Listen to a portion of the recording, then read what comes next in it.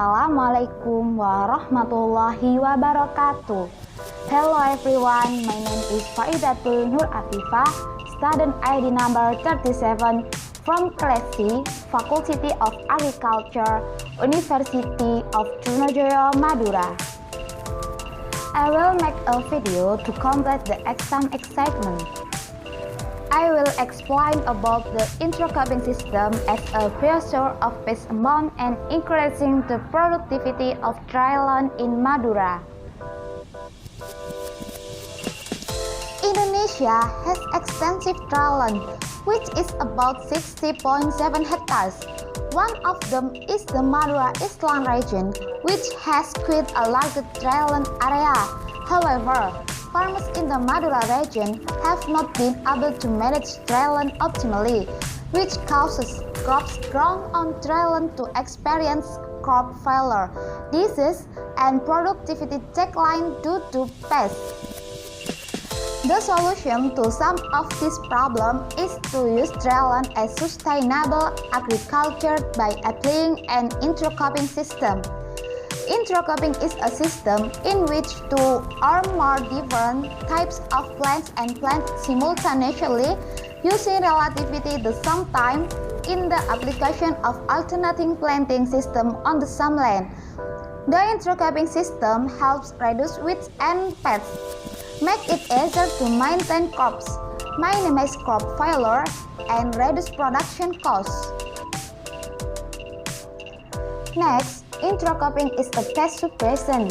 Generally, farmers use pesticides to control pests on plants' agricultural commodities, but if the use of pesticides by continuously, it can harm humans and other living things. For example, is the killing natural enemies, pest resistance, etc. An alternative that can be done by using the intercropping system is to do a mixed cropping pattern because it can reduce the pest population. Reduction of insect pests using intercropping system can promote an increase in natural enemies due to the larger temporal and spatial distribution of nectar. Next, intercropping is an increase in land productivity. Dryland in Madura has a value of nitrogen or total nitrogen, so it is classified as very low to low. In terms of land, problems that often arise are critical land, narrow land ownership, water availability, and low fertility. The existence of the intercropping pattern has an effect on maintaining soil moisture and water content in dryland, increasing soil fertility, and being able to reduce erosion. The types of plants that apply to intercropping pattern must pay attention to the similarity of harvest age, suitability with water availability, increased organic matter, and sufficient spread on sunlight. Plants that can be cultivated on dryland are secondary crops, for example, is corn.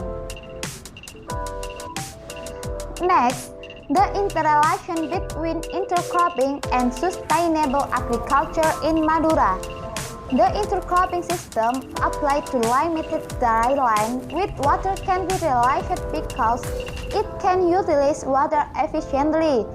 This can be used as a goal to improve quality and productivity because the Madura region has limited conservation technology. Conservation technology is a form of water system management. However, the Madura region has a water management system that is not optimal, resulting in drought and flooding. Making trench can be done to collect rainwater during the dry season and can be used as water storage during the overflowing rainy season. Corn is a well-known commodity in Madura. However, productivity of maize is still below the average instead amounted 21.115 tons per hectare. Through the intercropping system, corn can also be planted with grain beans, so that it can sustainably help increase agricultural productivity in the Madura region through land use. Based on this, Madura has the potential to implement an intercropping system that aims to create sustainable waters on Dryland. Thanks for your attention. Wassalamualaikum warahmatullahi wabarakatuh.